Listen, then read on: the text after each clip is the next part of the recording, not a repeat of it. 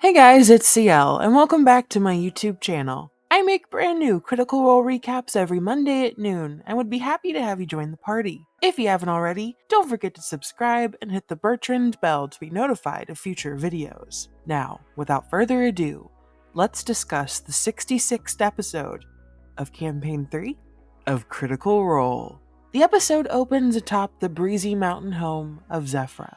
Some of the party are knocked off their feet after a strong gust, caused by Maeve, Orym's sister, and some of the other guard. Zephyra doesn't play when it comes to security, especially after this past solstice. However, once seeing Orym, they're quickly taken off the offensive and immediately take them to go speak with the voice of the Tempest. Quick family tree. Orym is an only child. His mother is a surrogate named Alma, and his father was never in his life.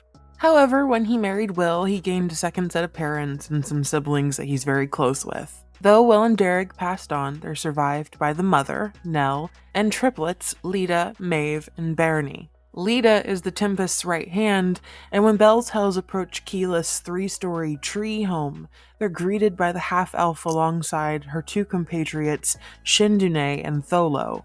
It's so cute how Orym's excited to see his family, but we have to quickly get down to business and speak to the voice of the Tempest herself, Keyleth. It seems since we last saw her in Campaign 1, the druid took up painting in her spare time, and her room looks like an art studio. There are tapestries of her adventures, like Thordak, and the Ascension and the ceiling of Vecna. When they get to her bedside, she's looking quite rough and is having a hard time. It seems her hit points have been permanently reduced by Odohan's onslaught at the Battle of the Red Center, which is what they're now calling the Peak of the Solstice. They ask the woman what the last thing she saw was, and she talks about someone very important to her who she'd lost several years ago, returning back to her, Vax. And she craves returning to Vasselheim to speak with some of the Hierophant at the Birth Heart, the religious center. It seems she's in the dark about what happened with Vax, and Orym chooses not to tell her what he, Chet, and Fern saw when they received a vision from the Matron of Ravens. He did tell her of Liliana and Imogen's connection, much to Imogen's dismay, and the druid had seemingly already put that together, but doubles down on her plan to kill Ludness, Odohan, Liliana, and bring punishment to all involved. Orym also talks to her about his anger, and how he's never felt it to that level before, and she shares that she's been angry for 30 years, basically since Vax moved on, and it reminds me of how Marisha considered taking a level in Barbarian for Keyleth during the Vox Machina campaign. It's really interesting how that anger still persists within her, and though it's a different circumstance, can be used and harnessed even though most people would feel like it would be a hindrance. The party asks what they can do to heal her, and she shares that there's a blue flower called the Perineum flower, and that it helped her heal the first time when she suffered an injury during the first assault that took away Orym's husband and father-in-law. Keyleth had already sent a team out to the Grey Valley, led by Lita and Maeve's other sister, Barney, but they were supposed to have returned by now. They leave her with the promise to find enough to heal her, and before their visit to Orym's mother, Alma, they talk to Lita a bit about the Battle of the Red Center. Over 24 of their tribe was killed, and Lita says that the Rylora had started to come down once the white light faded that sent everyone everywhere. Some were hulking, some were quick, some between realms. I got kind of bad vibes from Lita, and Fern agreed, rolling a 27 insight check on her, which I guess came up okay. I don't know, something about her just felt off to me. Ashton asks Tholo, one of her partners, about the Hishari, as he does most of their research, and though he doesn't know much more than what we already knew about their aim to reclaim the power of the elemental titans, they ask them to do some more research on it for them. After that, the party go and meet with Orym's mama, Alma, who feeds them muffins and shares tiny little baby clothes and toys that Orym played with, and it seems that some of those wooden toys were made by Chetney.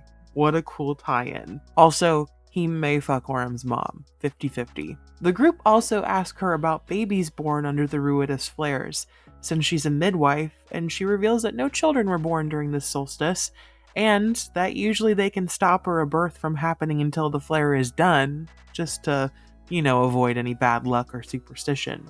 I find that incredibly interesting that maybe a child born under this new lowered moon could be enhanced somehow, Or maybe now that it's tethered, they won't have a connection with it at all. I don't know. What do you think? I would find it terrifying for people of Exandria just to start popping out Rylora babies. That would be crazy. They say goodbye to Orym's mommy and visit a fashion designer named Fanny Z, who's going to create some new threads for Ashton. After being gifted 2 health potions, Maeve transport via plants them to the Grey Valley, a blanched and smoking area full of demonic essences and imps and denizens of the abyss and creatures that only seem to come out under the red moon, aka it's probably really bad. FCG uses guidance from the Changebringer that the flowers are to the west, and are able to stealth from maybe some Gloomstalkers on their way there. They uncover a helmet attached to a long decayed skull, and upon a rock find a bush of blue flowers. However, waiting there for them are 2 paper-like bodies being controlled necromantically by a shadow-like being with open ribs, and we discover that these beings are actually some of Barney's fallen companions. Fern comes in clutch using an Aura of Life spell, 10 out of 10, and Laudna does a shocking grasp crit that knocks out 2 baddies. As the shadow monster is defeated, a blue spirit of the lost Ashari motions westward, seemingly where the party needs to go for more flowers, and maybe where Barney has gone before she disappears. So, we have our mission, and need another probably 60 weird blue flowers with sad faces, the perineum plants. I can't believe they're called perineum plants. To get Keyleth an antidote. I'll see you next week for the finale of Chapter 1 of Candela Obscura. Don't forget to like and subscribe, and check out my recaps of Campaign 3 on my channel. Thank you so much for watching. Stay safe out there. Good day, my friends.